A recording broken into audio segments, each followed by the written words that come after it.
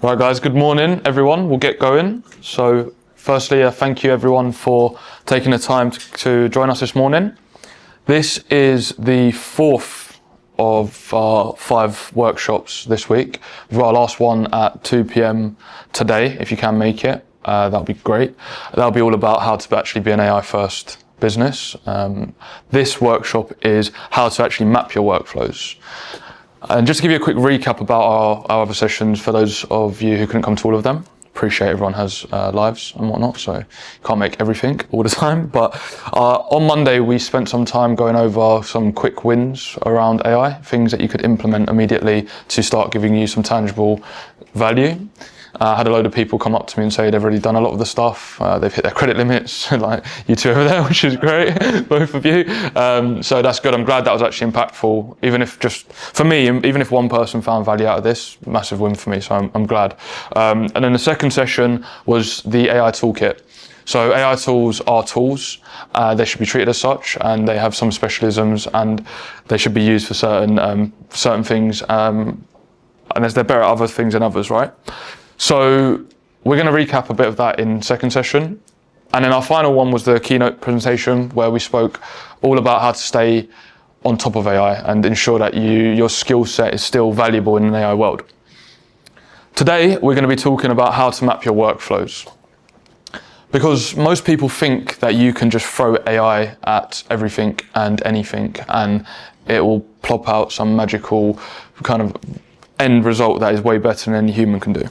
It's completely incorrect, and everything we've been speaking about this week is kind of putting that point home, that loads of people I'm speaking to are either scared that they're going to lose their job, or they are essentially looking at replacing people without even really understanding what they're trying to replace, and realizing that you can't replace a lot of jobs, but you can replace a lot of tasks. And this is understanding how to either replace tasks in either your own work or your personal life or your business. Because you can't add AI or automate a bad workflow. And there's a lot of people in this room that don't even understand the workflow that they're actually trying to execute on. But to understand workflows, we need to understand systems. And a system is basically, it's a way of viewing a large and complex issue.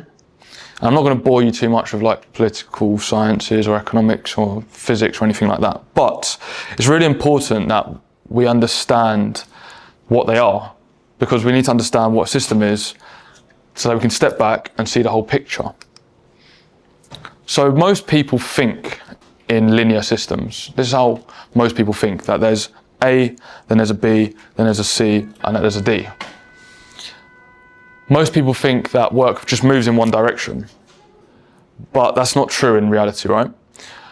And in a linear system, if something goes wrong, the process kind of continues regardless, which again, in reality, that doesn't happen. However, circular systems, although not perfect, are still a more true representation of how actual systems occur in the real world. Because output feeds input. It kind of keeps learning from itself and keeps continuing, and then things adjust and they kind of self-correct by design. Then you've got the idea of flow and stocks and feedbacks. So this kind of concept is from the book I showed at the start, Thinking in Systems. And essentially you have inputs that accumulate something called a stock, which then becomes an output. And then based on how that stock goes up or down, you have feedback. And to put that into context, this is like a real system in the world that we all know. It's kind of like a system of a city, right? In a city, we have a workforce. The workforce interact with a transport system. A transport system will interact with a housing system, which will also interact with a workforce system, which all kind of leads into an economic system. So you can see how their different kind of inputs and outputs are flowing between the different systems, because as you can see, rising costs push workers further out. So as house prices increase, people move further out, which means the transport system has a more strain, which means new lines need to be made, which means the housing system has more of a strain again. But systems can actually exist within other systems. We have this kind of city system. But then when we zoom into just housing, we have developers who are interacting with planners, who are interacting with buyers, who are interacting with banks, right? But what has this actually got to do with AI? What has this got to do with workflows? A process is a system with a set beginning and end. And it's really important we understand this concept, because when we want to apply AI to something, or automation, or any kind of technological process, we need to understand what we're actually trying to achieve. As you can see here, clear start and end. And a process is a system within a boundary, which means it can't go out of this system essentially. But a process is a set of tasks completed in a particular order. You have a start, you have a big task, you have more big tasks, which are like the work, and then you have an end. That is what a process is. But then big tasks are just small tasks. Because you have a big task is what we want to achieve. You have loads of little tasks within that big task, and you have loads of individual steps within each task. But what makes a good process? A good process, it needs to be structured, which means that every step basically has a defined order, right? Nothing should be left to your memory or preference, or, you know, one person in your team does a process one way, another does it a different way. It needs to be documented. Loads of our clients that we speak to, when they come to us, just the founder typically has everything in their head, which essentially means that they can't grow, they can't scale, and things are, you know, not always being done. And then there's no kind of clear accountability for each process, and people are blaming each other. A good process needs to be consistent. Essentially, the same input should always produce the same output, right? Because if your result does depend on who runs a process, the process isn't actually finished. What happens if someone's ill? Someone needs to step in and take that place. What happens if a team member is removed for whatever reason? And then a good process needs to be scalable too. If a process only works for 10 clients, then breaks at the 11th, it's not a good process.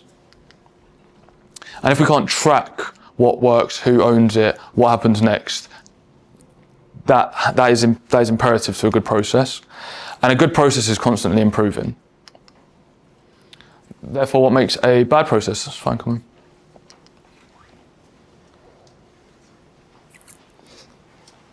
A bad process is when your team look around like this, when you can come in and sit down if you want. Okay. So a bad process is when everyone in your team are looking around confused when they're asked what to do. And again, a bad process is essentially the opposite of what a good process is. Unstructured, undocumented, inconsistent, unscalable, untrackable, and ultimately static, right? And a lot of you are probably sitting here thinking, it's exactly where I am at right now. You've probably got a load of stuff in your head, or a load of stuff that you think is documented or tracked, but it's not. And for those of you that were around on Monday or Wednesday sessions, you know that the AI that we want to implement into our business is only as good as the output, is only as good as the input. So this really is allowing us to take a step back and understand how can we make the input as good and consistent as it possibly can be.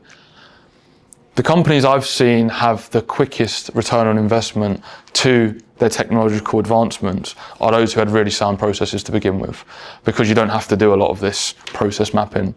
But this is actually a big part of exactly what we do when we work with people. So this is really giving you a real insight into how we map and understand processes. But if you're sitting here thinking, I do have a bad process, I'm not just going to leave you with that, right? You have a bad process, deal with it. Otherwise I shouldn't really be standing here, right? So how can you fix a bad process?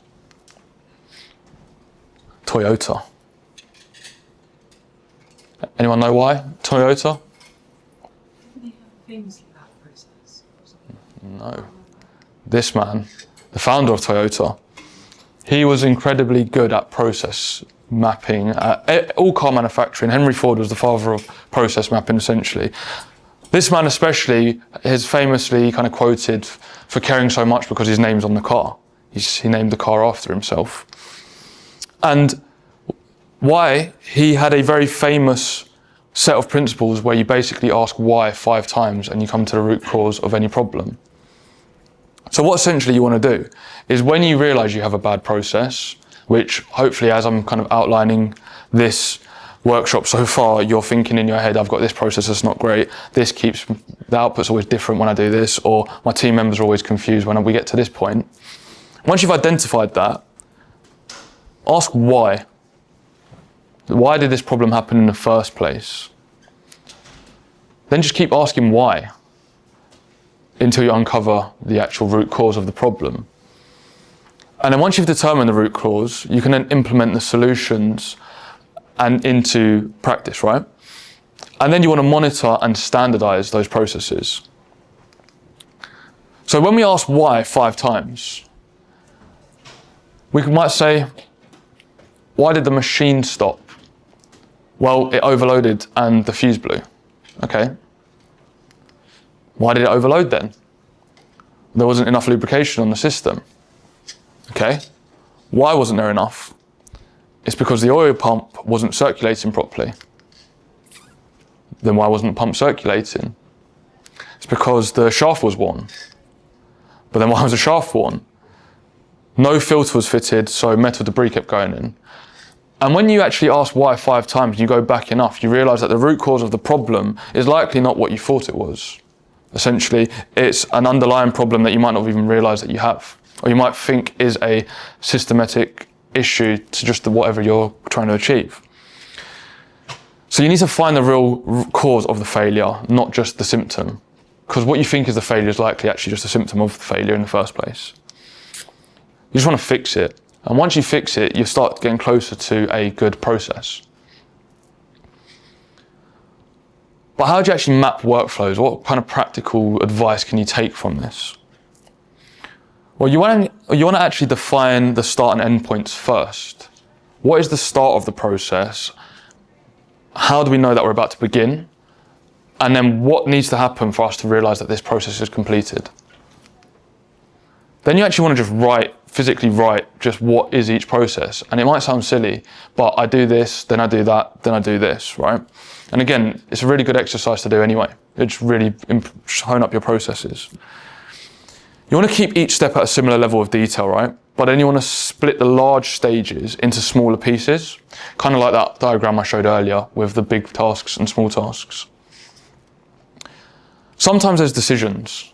So sometimes you might get somewhere and you might need to wait if this has happened or not happened, the process might change slightly. You need to understand those decision paths. And then finally, we want to capture the deliverables or outputs as we go. So what needs to actually be created at each stage of the process. But why is it important to map your workflows? What's the point? And why not just carry on going as you are? If you're on our presentation on Wednesday, I shared this stat. Harvard and Boston Consulting Group tested 758 consultants. These are some of the smartest, most well-paid individuals in the entire world. But they found that their top performers in the world of AI fell into 2 groups. That was what they called centaurs, which are the people that divided their tasks between themselves and AI with clear handoff points. So these types of people said, this is where I'm going to do the work, this is where I'm going to give the AI to do the work, this is where I'm going to pick the work back up and continue, etc. You had the subgroup called the cyborgs, where they essentially integrated AI, automation, technology in some way, shape or form in every single step of their workflow. And then you had the third group. And this group, they used AI, but without a structured process or procedure. That third group, their work was 19% worse. And this is a group of individuals who are, like I said at the start, some of the smartest and most well-paid individuals in the entire world. So for the general population, this is probably a much wider gap. And I know from just interacting with people that those who are using AI to their advantage and as an assistant is just being amplified, rather than those who are using it but they are starting fresh every single chat, or they are kind of just chucking AI at different problems and hoping it works. But we want to actually map our workflows so that we can start implementing them. We want to see where can we implement AI. So I'm going to show you how to actually process map, right? There's 6 core steps or nodes in a process. And when you want to process map, this can be done on a piece of paper, it can be done on a whiteboard, it can be done on an online whiteboard. I like to use a tool called Miro, but there's loads of tools out there. And again, these are my preferred way of doing it. There's loads of ways you can take and do it your own way. But I like to use blue boxes. And this basically represents a task done internally. So a task me and my team are going to complete. I then use yellow boxes when I want to represent a step done by a client. So we might have a series of tasks where we need to do some sort of work. Then a task might be the client needs to approve it. We then use these grey boxes when a task is done by a robot. Robot is obviously just a general term where we use technology essentially.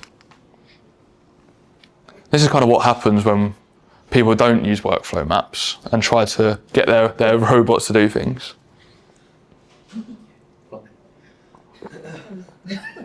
It's me after a few too many drinks. So later. Yeah, exactly.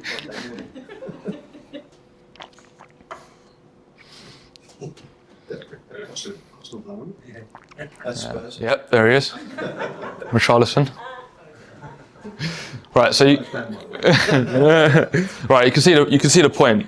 If you don't have the processes, they're going to be quite silly. Right.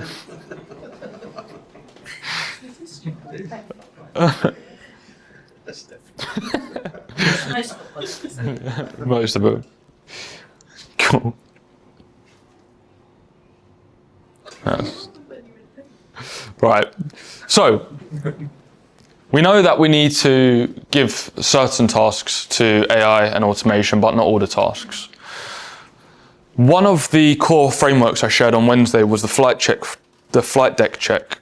And for those of you who weren't here on Wednesday, essentially that is a simple framework where you understand how long a task takes if you as a human were to achieve it. What is the probability that, should you give that to AI, it is completed at a high success rate? And then how long does it take to brief, review, and retry your output when using an AI model, right? And then you essentially assign one of these 3 nodes. Cruise, where the task is simple enough for some sort of software to do all of the work for you. Copilot, where you want to use it as an assistant, as an amplificator. Or Captain, where you don't want any of the technology, you've got to do all of the work. And if you think about a flight, when you're taking off, the captain is using Copilot whilst they are taking off. Their technology can do some of the systems, but the human still needs to do the checks and making sure they're on the right path. When you're flying through clear skies, you're in cruise control. When you're landing, it's the same as when you're taking off. And when everything's going wrong, when you're in high turbulence or in the unfortunate event there's some sort of major accident, you want to turn off all of the systems and ensure the captain has full control. And when we think about our tasks, we need to be thinking about, is this something I need to use AI to help me with, but still do a big chunk of the work? Can AI do all of this? Is it just moving data from A to B or following a repeatable framework? Or is there just not the capability of technology to do what the human can do? Storytelling, conveying emotion, or really complex tasks that AI just can't do just yet. So then what you want to do is use that skill set that we have to assign cruise mode when a task is clear, Copilot when a task is complex, and Captain mode when the task is consequential or it's super complicated essentially.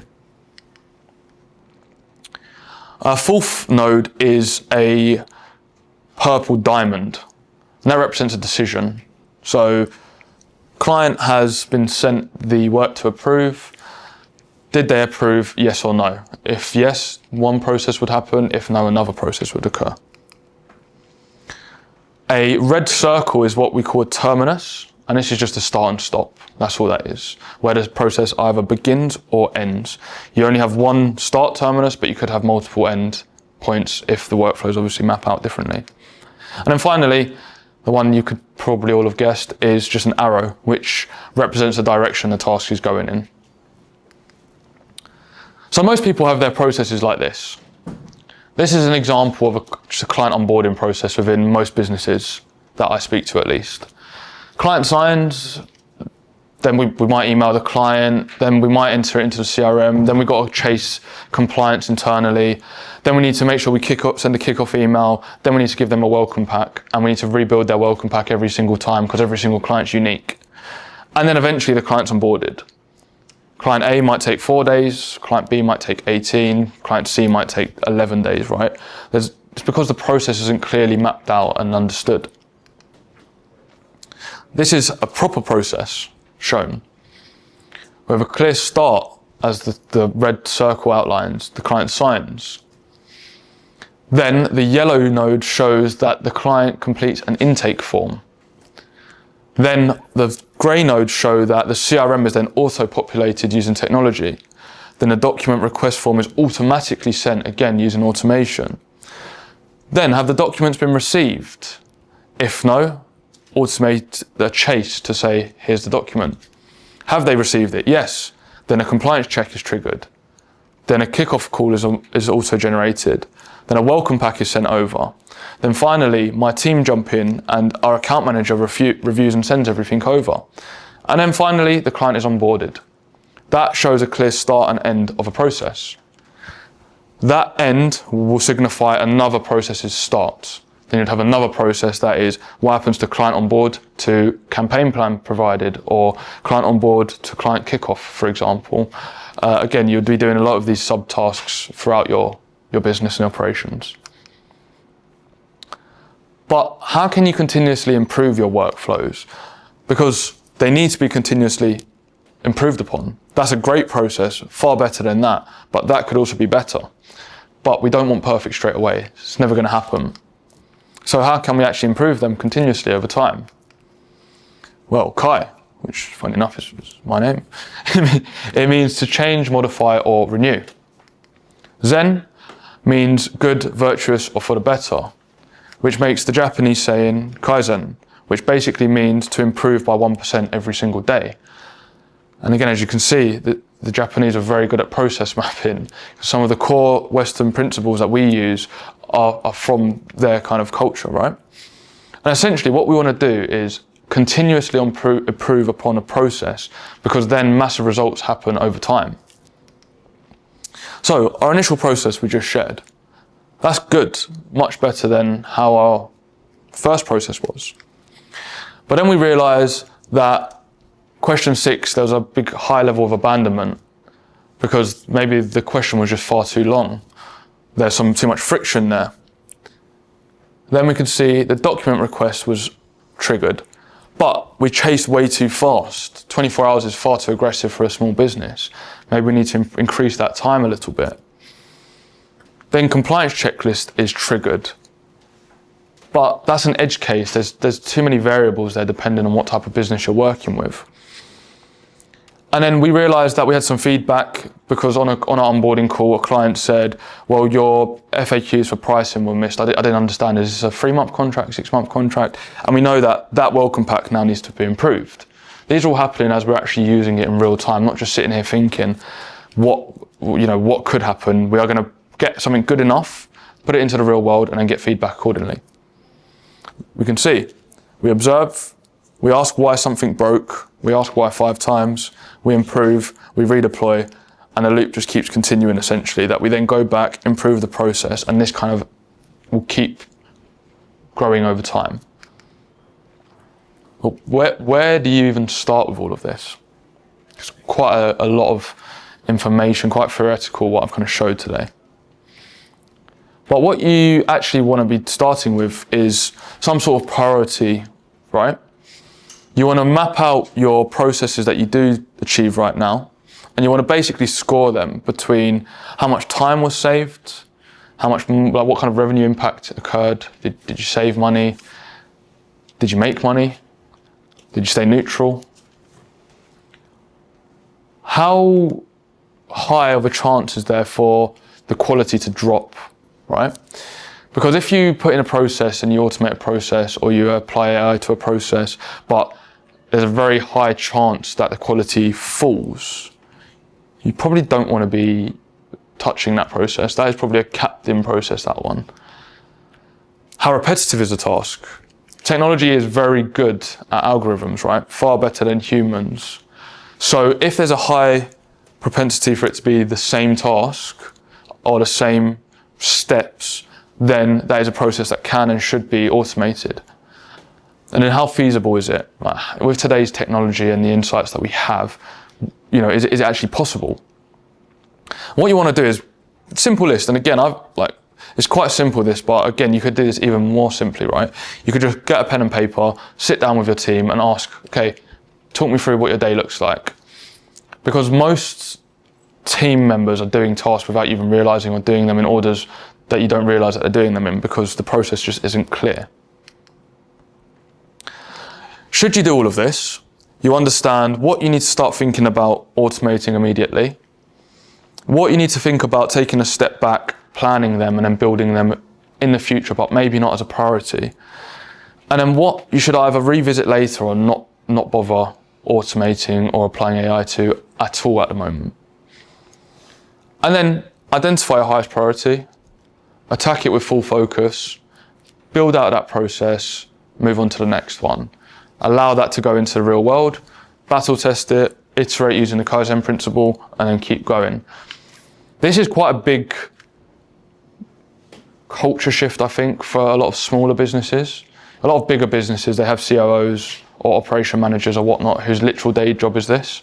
But as a business owner, as a business leader, it's really important that we are constantly pushing our team to think about system thinking and process mapping so that we can improve our operations, run more efficiently, handle more clients, and actually improve our quality of work.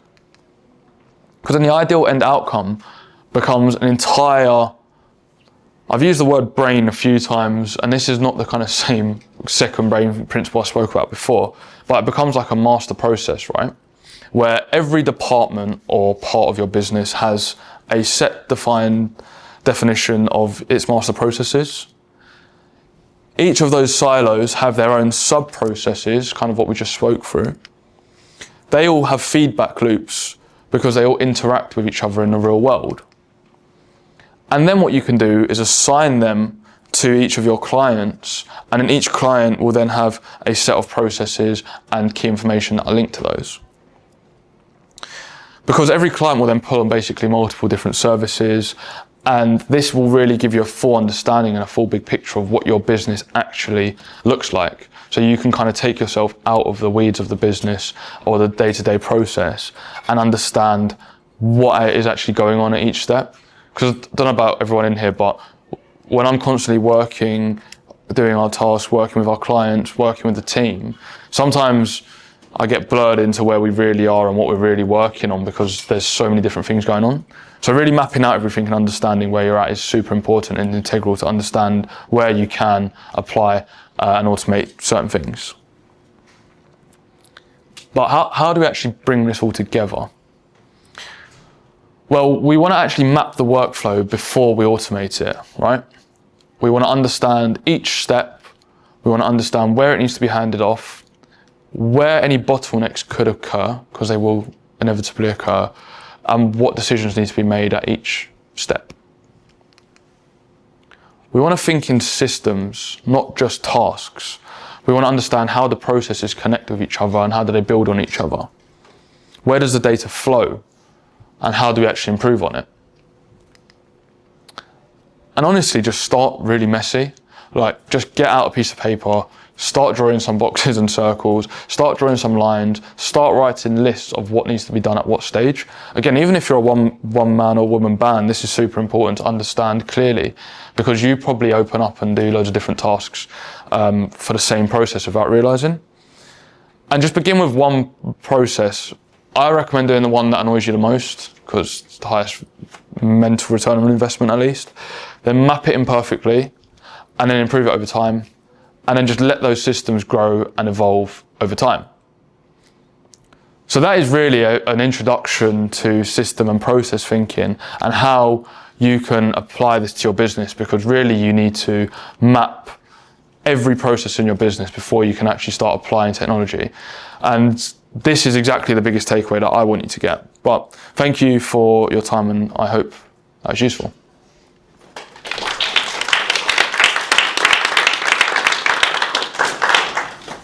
Thanks, guys. So what was everyone's kind of biggest takeaway from that presentation? Anyone want to share? Anyone shy today? Yes, Ollie? There are a load of processes I definitely could start applying this to by writing it down and thinking about it, etc. The only thing I'm thinking of, and I actually, because I went away and did my homework and tried to implement some things, I've realised that a lot of my clients are blocking AI because they don't want anything in their any personal data to be leaked or etc. like that. Yep. So I'm going to have to kind of do things where it gives me alerts to go look at something, or if it tells me to go somewhere, or I, make sure I get rid of any sensitive information before inputting it. So there's going to have to be, it's not going to be as slick as I would like. It's not going to be able to generate emails for me, for example. But this made me think about, okay, at what point in the process do I actually need to be notified of things? Nice. Because things often slip through the cracks. So an example I have is that I manage for a particular client something called an SER, which is a single central register, which has every private piece of information for a particular tutor or teacher, etc. I can't input that into AI, that's not something. But often I miss it when they upload files or that they do certain things. I don't get any alerts. Kind of how to automate that type of process is just what I'm thinking at the moment. Nice. So it's basically started by thinking. Nice. That's quite interesting, because when Dropbox first came out, companies didn't want to use Dropbox, and they were moving way slower than all the other companies that were. So I do think it's just a matter of time before companies start realising. And there's Communication tends to be about 10 years behind. yeah, do I not use Dropbox yet? Nudge two. Really? I'm not joking. Oh, fine. Okay. A lot of them won't use cloud-based service. Wow. Well, probably move industry then. That'd be my advice. Nice. Nice. Any other takeaways from any of that? I thought the 5 levels of why, the diagnostic kind of steps, like why did it blow, and then go all the way to the root cause. I found that quite interesting. It's quite logical, it stands to reason, but generally I think if a problem happens and you're like tearing your hair out and you're focusing that there's a problem that needs to be fixed, you're not kind of taking a step back and saying, well, why did that happen? Why did that happen? And Yeah. getting to the bottom of it. Yeah, 100%. No, good. Yeah, a lot of it's like first principle thinking as well. Yeah. It's just taking a step back and really just getting a clear understanding of everything. And also I think maybe just I'm generally kind of skeptical person, but if you challenge every assumption, a lot of these things are just people put it in their heads, right? People didn't think electric cars would work how they were until you actually challenge that assumption. And what is the problem? It's not the electric car itself, it's the resources. So you realise that it's an entirely different problem you're trying to solve. Yeah, that's good. I'm glad you found that useful. Any other? Yeah, for me it's about getting people to write down what they do. Yeah. Because I think a lot of people, especially if you're going to say we've got a new system in place, they get worried and scared, and they're going to say, is my job going to go? Like you mentioned that in previous workshops. Yeah. But it's trying to get people engaged with automation and AI. And that writing down what they do doesn't mean we're going to look at their job and say, that's going to be taken away. Because also with AI, it's always, you're putting data into AI. It's always, AI won't check whether that data is correct. So that's what people have got to understand as well. AI is fantastic. I'm an accountant, so I'm working, that it will audit numbers, but are those numbers correct? So it's not just about putting these workflows in, it's always about the bigger picture as well. It's about the data going into AI. It might not produce something, but is that number correct or whatever? 100%, yeah. There's two things on that. So two of the biggest industries that have the highest risk are pilots and doctors. Both of those job roles start every single procedure with a full checklist to make sure they don't miss anything. It doesn't mean, like, I think that's just a mindset shift. Yeah. I know you've got that mindset, but as in to bring it with your team, that all we're doing is we're humans and that we've only got so much capacity, and all we want to do is understand that we want to have this exact set of tasks done and checked off, so we've actually completed the task before we move on. And then the second bit was, again, with the automated bit, so much of your team's time is probably done on boring admin work that is eating into their energy and their time, that assuming you can automate some of those tasks, it's just going to give them more creative time to work on client strategy that are actually pushing the business and their kind of work forward. So yeah, that's really good. Glad you found it interesting. Yeah, if you do want the extra resources, if anyone wasn't there, if you scan that, every presentation has been recorded, and there's loads of free resources that I put together, and all the slides and whatnot if you can get a bit more, but that's good. Was there any other kind of key takeaways? What tools would you use for doing this type of process mapping? Great question. In terms of the actual process mapping itself, Yeah. or like executing the processes? Probably more the process mapping. Cool. Yeah, so I use a tool called Miro, M-I-R-O. It's just an online whiteboarding tool. It's really good because you can actually invite other people to collaborate on the tool.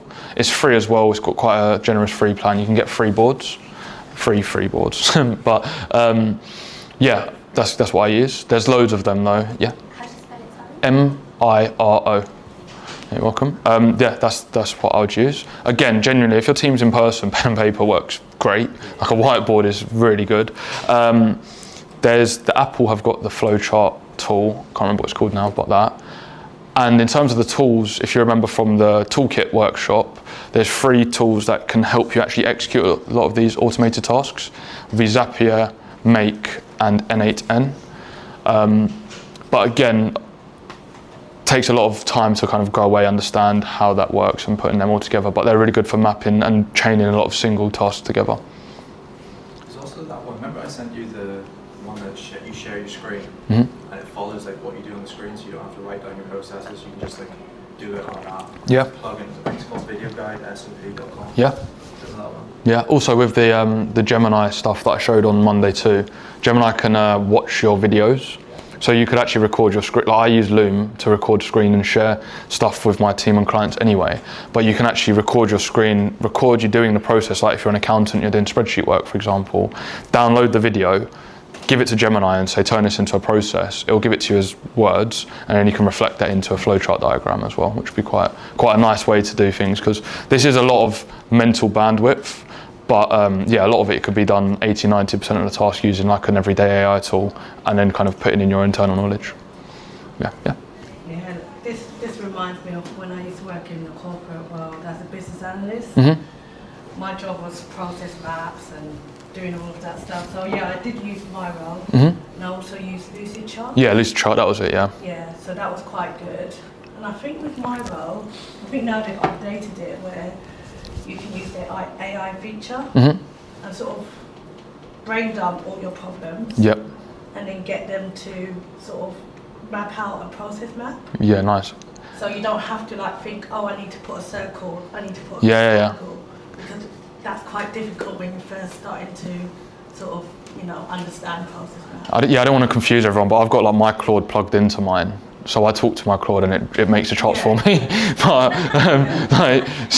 mine's a bit more, but yeah, I've got mine plugged in like that, where I can basically say, do the Gemini thing I just mentioned, give it the process and say, just map this out. So yeah, mine, if it's got that internal feature now. Yeah, So, I think it has, even though you can use ChatGPT, because that's what I usually used to do when I was working as a business analyst. Mm-hmm. I'll just put whatever problem I'm trying to solve, brain dump it, and tell them to sketch out a process map. Nice. So that I'm not thinking, okay, I need to put a rectangle or circle, do you know what I mean? Yeah. I'm just focused on solving the problem. Nice. So that's a good tip with it. Yeah, 100%. And the Claude stuff as well. Claude again can draw diagrams for you in the chat. So again, you could get it to visualize even parts of it and understand where you could add elements in. That's really useful. Thanks. I just wanted to ask about the different mode selections. Yeah. Does that also relate to when you're setting the permissions in the back end as to how much it can do and how much it can't do? A bit of a silly question. No, not at all. Yeah, I would say so. And also I would, a lot of that I would say is down to personal kind of preference and tolerance. Like, for example, I would never personally, not saying that you shouldn't, allow my AI to send emails on my behalf, but I would be more than happy for it to draft an email on my behalf. So like, I have my Claude plugged into all of my tools, and again I've shown that twice, so I didn't want to show it again, but I have it all plugged into all of my tools, and it kind of gives me a breakdown of everything. I can then ask it to read all my emails and then draft me up an email. I wouldn't then send that out, right? So yeah, yes though, I would say so. This is more like the process or the task itself. So yeah, but it's great. There's not many, other than data transfer, there's not many tools. Like, you'd always want something called a human in the loop. Yeah. So like the concept of a human in the loop is this process happens, then I as a human, a bit like Holly said, she wants to get notified. I as a human get notified, this task has occurred. Then there's a decision point. Am I happy with this? Yes, hand off. Do I need to edit it first? Yes, then hand off. Am I not happy with this? Restart. So I'd always have a human in the loop aspect to all like processing, for sure. Does that answer your question? Yes. Yeah, amazing, good. Any other questions on that? No? Cool. Yeah, I would say as well, like this, just as a kind of round-up point as well, this was probably my most like conceptual of the workshops, just because I think it's really important to take a step back and understand exactly what you're trying to achieve, which sounds a bit silly because you should kind of, everyone always thinks they know what they're trying to achieve, but I even know when I go into so many businesses and look at their processes, because they're in it so much, they really struggle to kind of give themselves a bird's eye view of everything. So I really just wanted to kind of give everyone that mindset of take some time, step out of the weeds a little bit, and encourage your team to start mapping. I think I have one more question. Go for it, yeah. Sort of thinking about Please, all the questions. clients that you're working with. Yeah. I'm in talent, so I am interested in kind of the skills that are evolving. You know, workforce recruitment and everything is changing. So when you're working with your clients, what sort of skills are you telling them that they need to make sure that their workforce is kind of upskilling? Great. Should have come to Wednesday. I'm joking. Yeah. So it's a great question. I would say to start thinking in terms of like AI is not taking your job, but it's taking a lot of the tasks in your job. So what are the repetitive tasks? Allow processing or automation or AI to take them tasks away from you, and then start thinking about what are the complex problems that need humans, and really understand those. So is it are you looking at like the specific skills, so prompt engineering, workflow? Yeah. Are you kind of getting your clients to make sure that their teams are, you know, efficient in being able to kind of use AI once it is kind of implemented?